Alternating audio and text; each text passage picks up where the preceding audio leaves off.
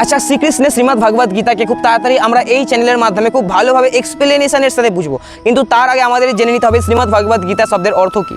শ্রীমদ্ ভগবদ গীতা শব্দকে বুঝতে হলে আমাদের এই শব্দ থেকে তিনটি ভাগ হতে হবে। শ্রীমদ্ ভগবদ গীতা, এখানে শ্রীমদ্, শ্রীমতী, শ্রীমান, শ্রীযুক্ত এগুলি হলো একটি উপাধিবাচক শব্দ বা গুণবাচক উপাধিমূলক শব্দ। কিছু নির্দিষ্ট গুণসম্পন্ন মানুষই এই শ্রীমদ্ বা শ্রীযুক্ত উপাধিকে প্রাপ্ত করতে পারে।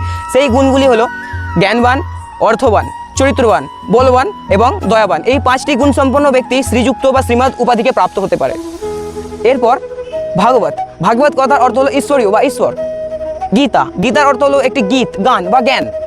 অর্থাৎ এখানে শ্রীমদ্ ভগবদ গীতার সম্পূর্ণ অর্থ হলো এমন একটি ঈশ্বরীয় গীত বা এমন একটি ঈশ্বরীয় গান বা এমন একটি ঈশ্বরীয় জ্ঞান যা আমাদের সমাজকে শ্রীযুক্ত হতে সাহায্য করবে। অর্থাৎ প্রত্যেক মানুষকে এই পাঁচটি গুণের অধিকারী হতে সাহায্য করবে বা এতে ফুল প্রসেস বলা আছে যে কীভাবে আমরা এই পাঁচটি গুণকে প্রাপ্ত করব এবং এই পাঁচটি গুণকে নিজের মধ্যে প্রতিষ্ঠা করে এক উন্নত সমাজের নির্মাণ করব, যা আমাদের এক শ্রেষ্ঠ সমাজ নির্মাণ করতে সাহায্য করবে।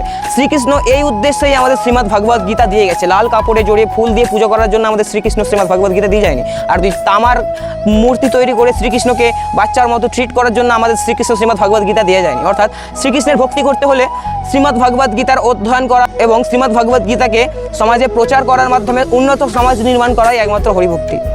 শ্রীমদ্ ভগবদ গীতা তো এটাই বলে।